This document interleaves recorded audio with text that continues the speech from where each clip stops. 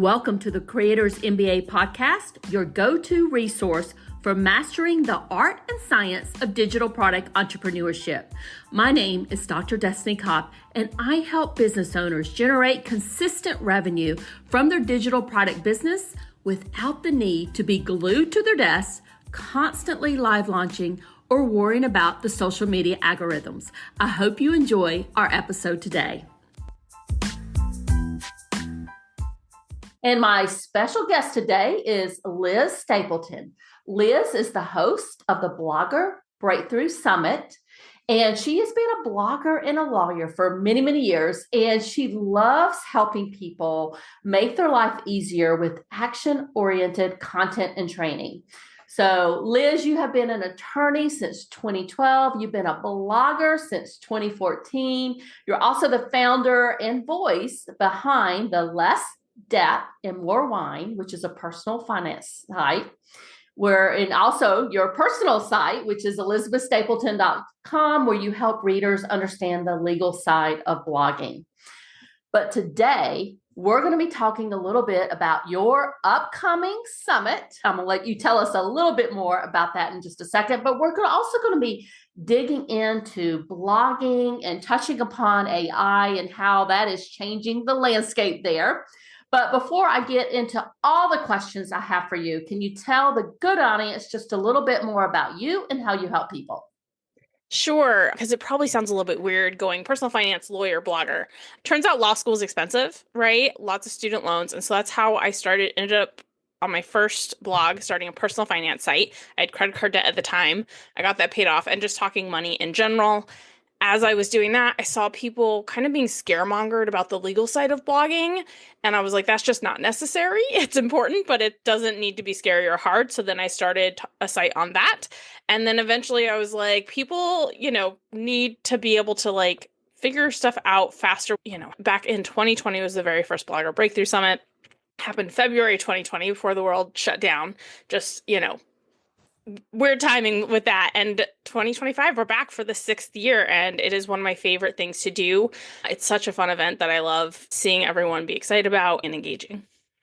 Well, it is one of my most look forward to events of the year, but I'm especially interested in it this year because I think in 2024, we saw a lot of changes in the blogging world, and I'm super excited to chat with you today and get your perspective of it to see if yours is the same as mine. Can you walk us through? You've been doing this since 2014. What do you think are some of the biggest challenges that bloggers face today or moving into 2025, I should say? I think one of the biggest challenges is there's so much different technology. Technology is changing rapidly. Social media platforms are changing rapidly. Like TikTok might be banned, There's just everything's moving really quickly. And I think that can cause a lot of overwhelm, a lot of uncertainty, and what I'm seeing more and more is, yes, we adapt to the new technology, but we are going back to basics at the same time, right?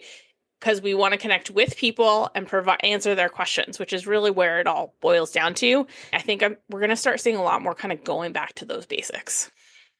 I love what you said there, going back to the basics, because that's one of the things I really started doing in 2024 too, is just going back and talking to people, hosting the live workshops, getting to know my audience better, having those email conversations with them. So going back to the basics.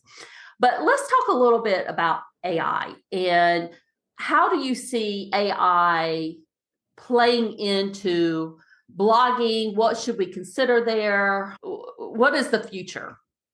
I think there's kind of two parts to that. So first of all, there's AI search, which I think is going to grow, especially with all the different legal actions going on with Google. If Nina Clapperton, who's speaking at the summit, touches on this a bit, and I know she actually follows the Google lawsuits a lot more closely than I do, so she's a great resource for that. And Nikki Robinson at the summit talks about kind of, the ways to use AI, but also the sort of AI search that is growing. It's still very new. I feel like not everyone knows about it, but it is growing.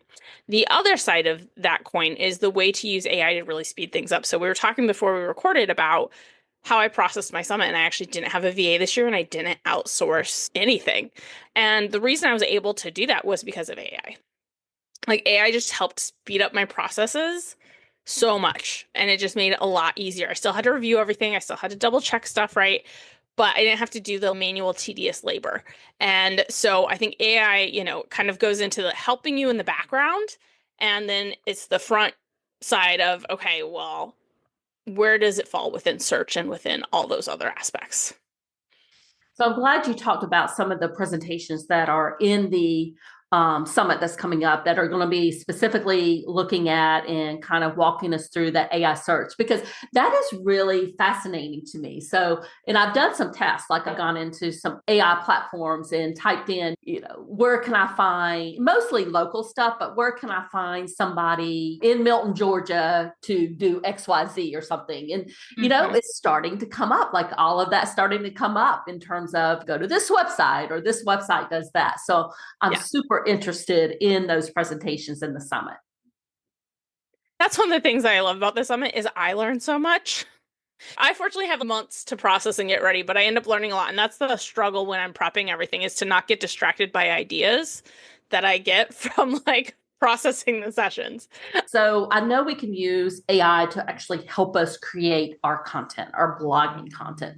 You've gone through some of these presentations. I know there's going to be some covered in the summit, but can you give us some tips today on how we can actually use AI to create our, content, to give us some, maybe ideas for our blogs, or even help us create some of that content without compromising our voice, or the authenticity that we have, our brand? What would you say there? I think there's a couple things. First of all, treat it like an assistant. Don't just try to hand over your content creation, especially because that's honestly, for a lot of us, the most enjoyable part of work. Try to hand over things you don't enjoy as much, but use it as an assistant, especially because you don't want to take whatever AI comes up with and just paste it on your site, because then it's not copyright protected, right? There's a legal element there too, which I do talk about in the legal sessions at the summit. But, do it step by step, right? Think of it like a small child who, you can't give them more than 2 things at a time to do. And honestly, 2 is pushing it because they don't want to listen to you in the first place. So it's do one thing. Okay. Hey, help me come up with 25 different headline, options, because I really need a good title for this post. And then oftentimes what I find, and I think we've discussed this before, Destiny, as well in your session, where we do some combination of 2 or 3. Right? It's not necessarily that we take one as is, but it gives us the ideas.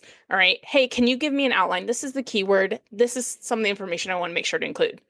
And then another thing I like to ask it when I'm using AI and ChatGPT is, hey, is there anything else you can think of that would be helpful?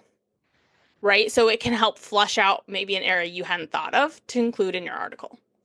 Hey, what information do you need from me in order to be able to do this? That's another thing I do.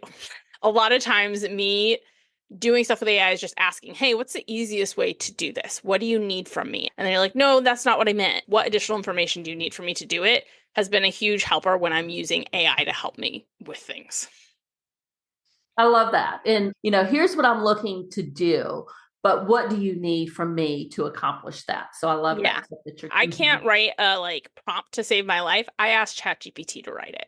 I go, hey, this is what I want to accomplish. Can you help me craft a prompt that accomplishes X, Y, and Z? And then we work through it and we test it. And it's, it's an assistant. It's someone to bounce the ideas off of, in a sense. It helped me do some coding the other day, which was awesome. So you got to have a conversation with it, and you got to treat it like an assistant and not just because it is dumb technology. You have to really step by step explain what you want and say, hey, that wasn't actually what I meant. Let's go back. So otherwise it can be really frustrating when it goes down this weird path of when it hallucinates, you have to be no, don't make things up. Stick to what was in the transcript, or stick to whatever piece of information I provided you. Do not infer things that aren't there. Yeah, and that's a good point, because sometimes when I've had it help me create some blog post, and I've done this with Hobby School in particular, it'll come with these examples that are these completely fake examples. And I'm like, where do these come from? When you ask it, you're like, where did this even come from? They're like, oh, you're right, that's fake. Let's not include that. And you're like, yeah, let's not do fake stuff. Exactly. Well, I want to go back to something you said just a few minutes ago, and it had to do with copyright considerations. So you're a lawyer, so you're a perfect person for me to ask this to. What should we be thinking about when we're using AI? What does it mean that we need to be thinking about copyright considerations based on the outputs it gives us? Sure. So first, quick disclaimer. This is not legal advice. It's informational and educational purposes only. I am not practicing as an attorney currently. I am very interested in the area and I like educating, but I am not practicing. I'm not your attorney. So with that in mind, the sort of bedrock, what the courts have said when it comes to AI, because there was this case actually where this guy built the AI and had it like generate an image and it wasn't copyright protected. Okay. Because even though he built the AI, it was the AI that created the image. And so what it is, it comes down to human authorship is the bedrock of copyright. So if you're taking something straight from AI and pasting it, it's not copyright protected. It needs to, human authorship, edited, revised, format. There's all sorts of things. If you're using it more as an assistant, then you're in pretty good shape to be able to produce copyright protected content. If you are using it to just try to like take over and you're pasting ads, people can steal your stuff and there's not anything you can do about it because it's not copyright protected. And that's on the like content side. On the image side, things get even more complicated. First of all, AI generated images are not going to be copyright protected on that same basis. Now, using AI to edit images you own is, right? Like it could still be copyright. So I think AI can still be super helpful. And we've been using AI in image editing for years, background removers, things like that. So there's kind of two sides to it. And I do dig into it, like I said, in I think 2 of the 3 legal sessions. Each of the sessions in the summit are broken out by level, beginner, intermediate, and advanced. And so I do touch on copyright and just the basics of it, especially when it comes to AI in those sessions. The last question I have for you, and this comes down to how fast everything's like changing in the industry. And I know that, with the Blogger Breakthrough Summit, you foster a lot of community there. So can you walk us through exactly what you do and why that's important? Ooh, that's a big question.